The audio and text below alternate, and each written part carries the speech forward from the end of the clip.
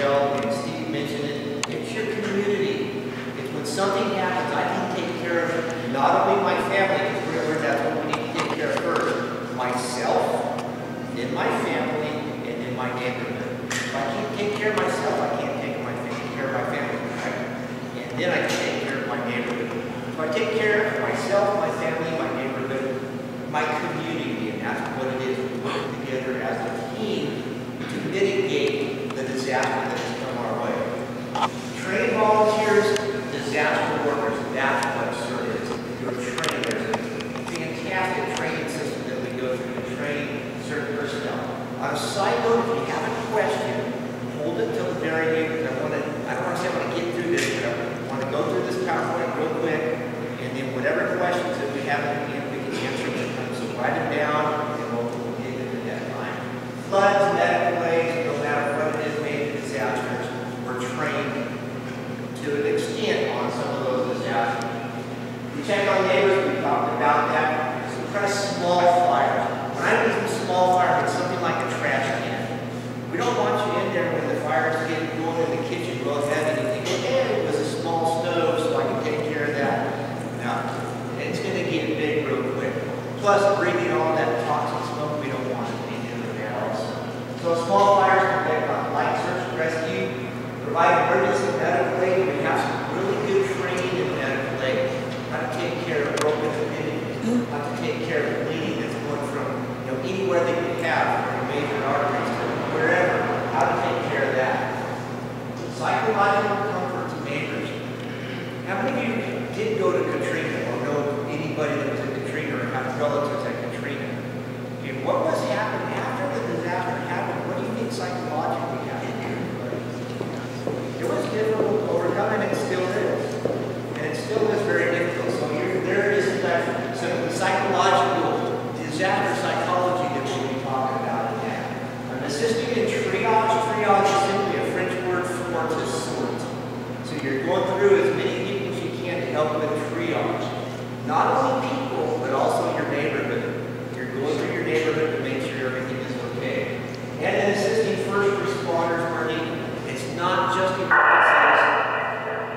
It's not just emergencies that certain people are used in. They're used in parades, they're used in fairs, they're used in disasters like fires where you can go to a fire camp and help with that. So it's not just disasters, wherever you can.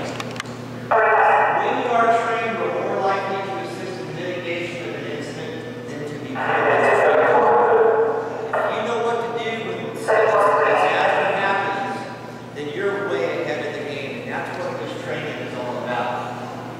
You might never need it, but if the occasion arises, you're ready to help yourself, your family, and your neighborhood in an emergency situation. Home and workplace preparedness. So what do I do if I'm at work when a disaster comes? What do if I'm at home or on the road? There's some really good programs and systems that we have set up in a certain program that will specifically say what you should do when you're in the workplace, what you should do at home. Do I shut the gas off? Do I not shut the gas off? Do I shut all the electricity off? Do I go turn off all the breakers? Well, we go through all that.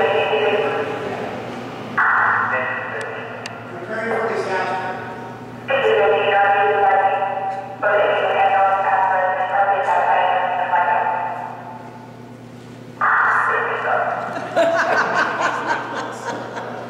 Mitigation is the reduction of loss of life and property by lessening the impact of disasters.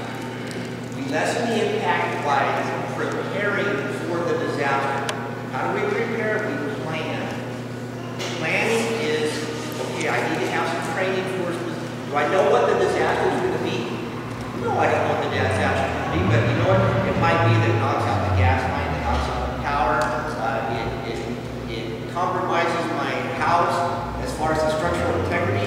So maybe I can plan, okay, if that happens, what can I do in that case? So it's just the planning for a disaster when it comes along that way. That is what CERT training is all about. Training on what to do when you need to do it. Local hazard alert warning. What's probably one of the local hazards you have? Put that button down on the... mute switch. JD, yes, does that look? I've tried everything. Okay, that's fine. What's something happened in Rosamond probably within the last 2 to 3 years? You can answer this. The last 2 or 3 years. Major disaster. JD, it's on the radio base itself. Someone said, tornadoes. How many of you expected it? Oh, come on, raise your hand. Okay, no one expected it, right? Yes, who came to the assistance of Kern County Fire Department, Kern County Fire Department at that time? Okay, other than the Sheriff's Department, Police Department, Fire Department, guess who came to the assistance? CERT teams from up in Tehachapi. Okay, and Chief Dingler, who happens to be on duty today, was the one that said, hey, we can call up there and get these people because they're trained in that time of disaster. So, thank you very much. So it's a tremendous asset to have that information on what to do with disaster. Important elements of disaster preparedness, knowing how to prepare for it, the specific needs for your family and for your community. You know, how to get my disaster preparedness kit or my go kit. How many of you watch the disaster preppers or the preppers? This is a pretty interesting show. How many of you think they're kind of off-kilter shows? How many of you think that when there's a disaster comes wrong, I want to go to their house? Because they are ready, aren't they? You don't want to go to their house. So there's a little method to their madness that they have going on, but we treat that, we go to their house. Citizen Corps, which is part of FEMA, which is part of the Department of Homeland Security, they made it a goal to help communities be safer during these disasters and being more prepared and being able to bounce back once they have these disasters. They bring government and community leaders together. I think a government and community sometimes that doesn't really mesh very well, but I think in this instance it really does. Because they're trying to work together to mitigate whatever emergency comes our way. And then the councils ensure emergency plans, and the council talk about disaster councils. Emergency operation procedures that we as Kern County have in place already for when there are some natural disasters or even man-made disasters that come our way. So we already have those plans in place. The thing is we need people to help us implement them when it does come that time. The key priority in the community preparedness, I know everybody can read that, but lessening the impact of disasters. As soon as we can get back to our normal life after disaster, the better we are in dealing with our lives. And that goes into that disaster psychology and working with everything that comes along with those lives. Lessening the impact of disasters, planning for that disaster. And it's critical that our community takes these steps to look at that and to mitigate the problems that come our way. And it is most effective when everybody works together. Because if we have one neighborhood doing their own thing over here and another neighborhood doing their own thing and no one's really helping each other, how far are you going to get along in your mitigation? Probably not very far. Or even in your own neighborhood. One neighbor wants to do one thing, the other neighborhood wants to do the other. One guy wants to go around and shut down all of the gas lines. Good or bad? Probably bad. One guy wants to go shut down all the power. One guy wants to go turn all the gas lines back on and turn all the power back on. Okay, so working together, knowing exactly what to do in those situations is going to help out, will help the community even more. Community leaders. Community leaders here. Business owners. Okay. I think and even first responders, I think it is up on us to make sure that we help people to be prepared when the disasters come that way. I mean, some of you who have employees, you feel that you should take care of your employees when something happens. That you are responsible for your employees. Okay? Especially when you're at the workplace when something goes on. I know with the Kern County Fire Department, who do I check on first to make sure they're okay? My family. Because if there's a disaster going on and I don't know if my family's okay or not, what do you think my attitude is going to be?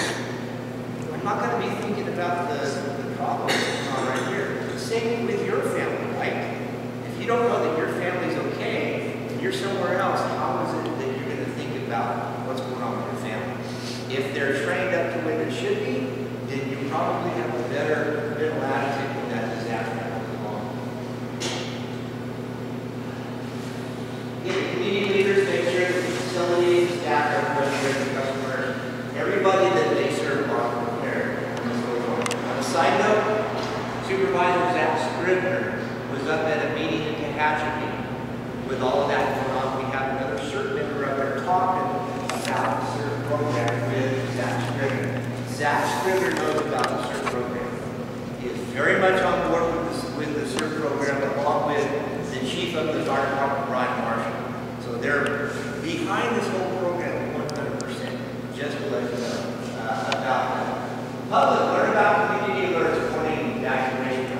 Okay, my name is Clayton Fladd. I'm a captain with Kern County Fire, and I am the CERT liaison for Kern County and it's all the regions of Kern County.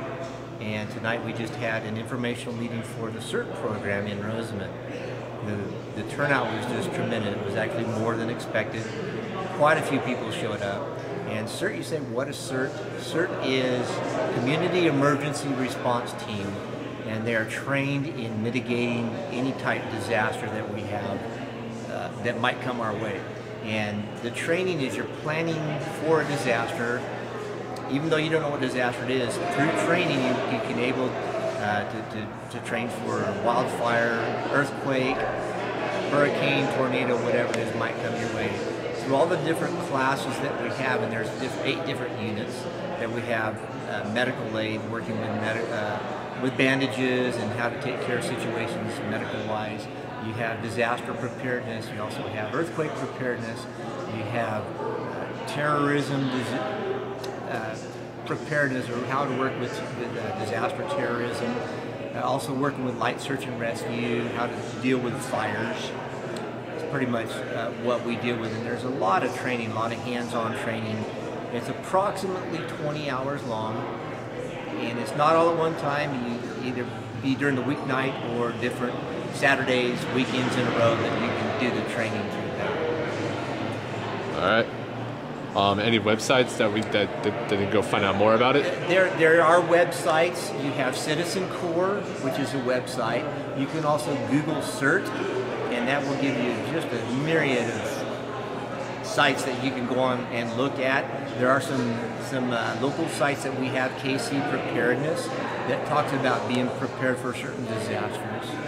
And hopefully really soon Kern County will have its CERT organization on its own website. There is a KRV CERT, which is a Kern Valley CERT team that we have up in Lake Isabella area. So, but we are working, because we have 10+ teams in Kern County alone. We're working together to consolidate them and get our own website that you can go to whichever area you want to find out how to get involved in CERT, who to talk with, and training. All right, thank you very much.